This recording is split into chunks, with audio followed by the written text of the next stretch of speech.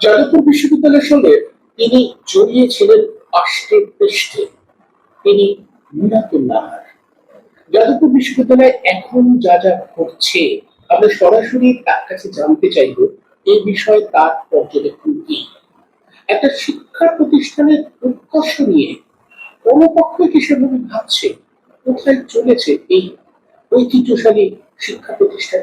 শুনুন মিরাতুল নাহার কি বলছেন। অনুপম, তুমি যাদবপুর বিশ্ববিদ্যালয়ের সঙ্গে আমার আষ্টে পৃষ্ঠে জড়িয়ে থাকার কথা বললে, সেটা থেকে অনেকের ধারণা হতে পারে এই বিশ্ববিদ্যালয়ের কাজকর্মের সঙ্গে বিশ্ববিদ্যালয় পরিচালনার ক্ষেত্রে আমি জড়িয়ে আছি, বরাবর জড়িয়ে আছি এবং কাজ করার ক্ষেত্রে জড়িয়ে আছি। সেটি নয়, একটু ভুল বোঝা হয়েছে, সেটা নয়। আমি এই বিশ্ববিদ্যালয়ের, ইংরেজিতে বললে বলা যায় প্রোডাক্ট। আমি এই বিশ্ববিদ্যালয়ে পড়াশোনা না করলে, বিশ্ববিদ্যালয় থেকে আমি এমএ পাস করেছি, পিএইচডি করেছি।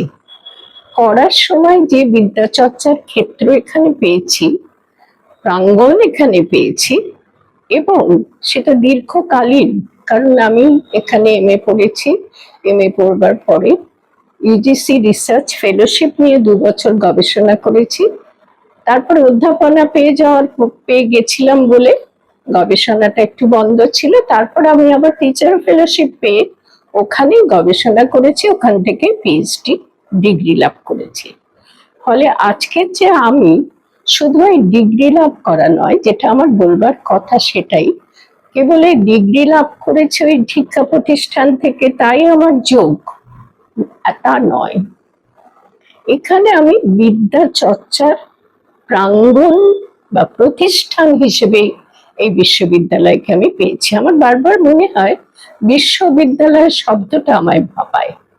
বিশ্ববিদ্যালয় হচ্ছে এমন একটি শিক্ষা প্রতিষ্ঠান যেখানে বিদ্যা চর্চা করে বা বিদ্যা চর্চার মধ্যে থেকে শিক্ষকদের কাছ থেকে সমস্ত পরিমণ্ডল থেকে সারা বিশ্বে সুরভি ছড়িয়ে দিতে পারে এইরকম ছাত্র তৈরি হতে পারে, শিক্ষার্থী তৈরি হয়। সেই জন্যই তাকে বিশ্ববিদ্যালয় বলা হয়। আমরা বিদ্যালয়ে শুরু করি, বিশ্ববিদ্যালয়ে গিয়ে সকলের সুযোগ হয় না, কিন্তু বিশ্ববিদ্যালয়ে গিয়ে থামি। এই যে শুরুটা হয় আমার মনে হয় বিদ্যালয়ে, যে ফুলের গাছ যেন ছোট গাছ হয়ে তৈরি হয়, ফুল ফোটায়। আর বিশ্ববিদ্যালয় হচ্ছে আরো বৃহত্তর প্রাঙ্গণ, যেখান থেকে সেই ফুলের সুরভি আরো বড় গাছ হয়ে সুরভিত হয়ে সারা বিশ্বে ছড়িয়ে দেয়। এটা আমার নিজস্ব ভাবনা।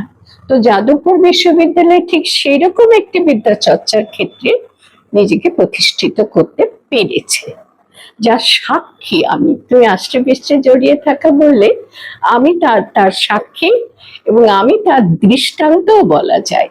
কারণ আমি সারা জীবন, আজকে আমার বয়স ৭৭ বছর, এই ৭৭ বছর বয়সে আমি কখন ওখানে পড়েছিলাম? আমি পড়েছিলাম ৬৯ সাল থেকে, 69 থেকে। বাংলা বললে আবার বোঝে না অনেকে সংখ্যা, আমাদের বাঙালিদের খুব সুন্দর সেগুলো লক্ষণ সব আছে।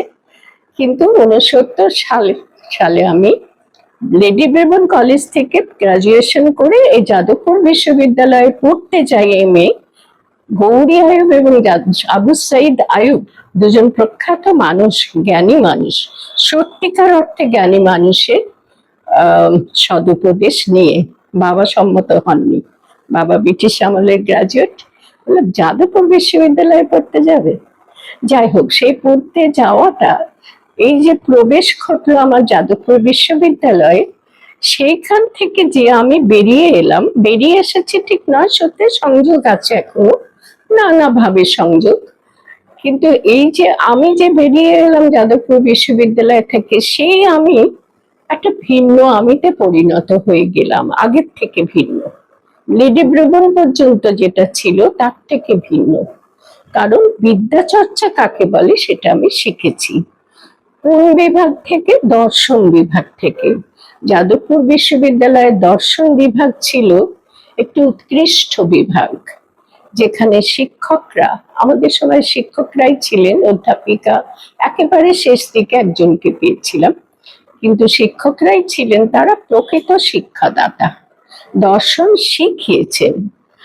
আর স্কুলের মতন, যেমন ছোটবেলা আমরা স্কুলে যেতাম সময় মেনে, ঠিক তেমনি বিশ্ববিদ্যালয়ে পড়েছি।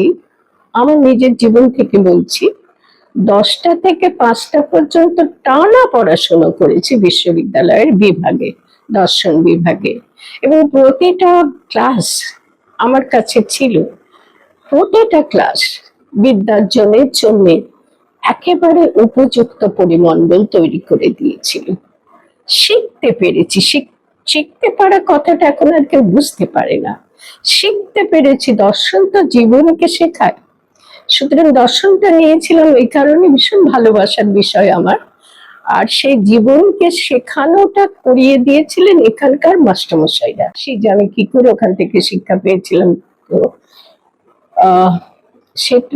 এবং আজকের কি অনুভূতি, আজকে যে যাদবপুর বিশ্ববিদ্যালয় আজকে খবরের বিষয় হয়ে গেল।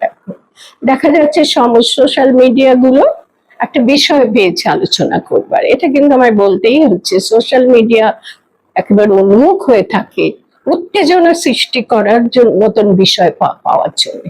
তো যাদবপুর বিশ্ববিদ্যালয়ে সেরকম একটা উত্তেজনা তো সৃষ্টি করতে পারে এমন একটি খবরের বিষয় হয়ে উঠল। এটা আমাকে চূড়ান্ত বিষাদ মগ্ন করে দিয়েছে। আমি এত ভালোবাসি আর এত কিছু ওখান থেকে পেয়েছি, আজকের আমি যে তৈরি হয়েছি সেটা তো বলতে পারি না।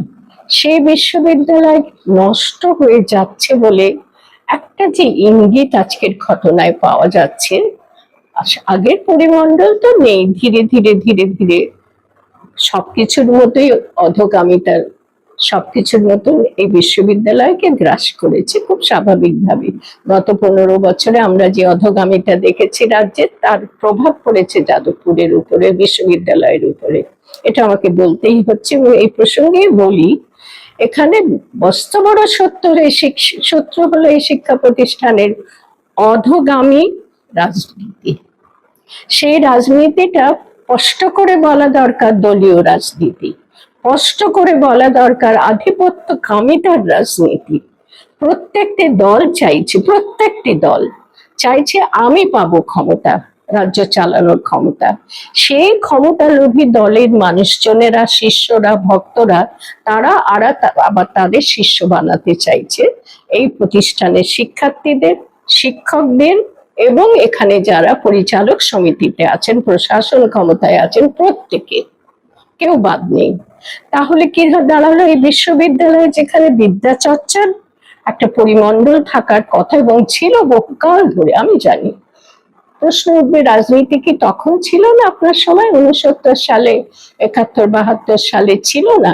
তারপরে আপনি পিএইচডি করেছেন, তারপরের সময়ও ছিল না? উত্তর হলো হ্যাঁ ছিল। কারা ছিল জানেন? আর সেই রাজনীতি কেমন ছিল জানেন? সেই রাজনীতি হলো মতাদর্শের রাজনীতি। বিশেষ রাজনৈতিক মতাদর্শ থাকতো, সেই মতাদর্শ কোন্দলে বিশ্বাস করত না এবং সেই মতাদর্শ নীরবে, নিভৃতে, নিশ্চুপে কাজ করত।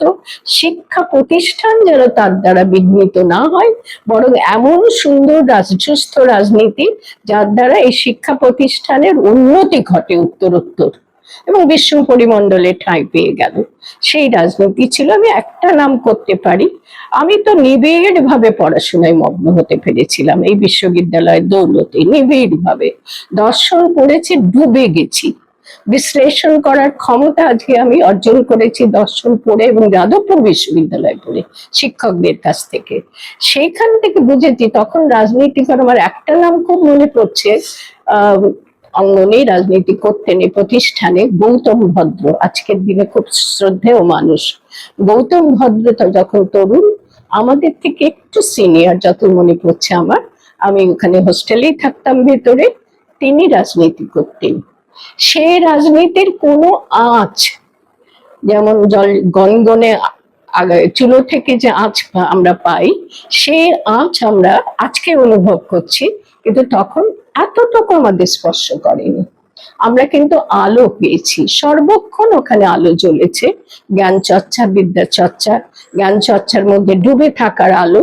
আমি অন্তত আমার রাজনীতি ভাবনা তখন গৌতম ভদ্ররা যে রাজনীতি করতেন ওরা ওদের মতো করতেন, কখনো শিক্ষা প্রতিষ্ঠানে বাধা ঘটবে, লেখাপড়া শেখার চর্চায় বাধা ঘটবে, শিক্ষার্থীদের উপরে তার প্রভাব পড়বে, কুপ্রভাব পড়বে, এরকম রাজনীতি তখন আমি একটুও দেখিনি। সচেতন মানুষ ছোটবেলা থেকেই, আমি তখনও সচেতন, দেখিনি। আমরা নির্বিঘ্নে পড়াশোনা করছি, চর্চার মধ্যে থাকছি, শিক্ষকরা তাদের মতন গুরুর ভূমিকা পালন করছেন। তার উদাহরণ দুই একটা দেব, আর একটা কথা বলে এখানে শেষ করি, যে রাজনীতির যে করাল গ্রাস আজকে, আর রাজনীতির সঙ্গে সংযুক্ত মানুষজনের আজকে, বিশেষ করে রাজনীতি দোষী নয়, আমি দোষী সাব্যস্ত করছি না, কিন্তু রাজনীতি অসুস্থ রাজনীতিতে পরিণত হয়েছে, এমন লোকজনের হাতে চলে যাচ্ছে সমস্ত রাজনীতি, সেটা দলীয় রাজনীতি, এবং সেই দলীয় রাজনীতি এমন মানুষদের হাতে যাচ্ছে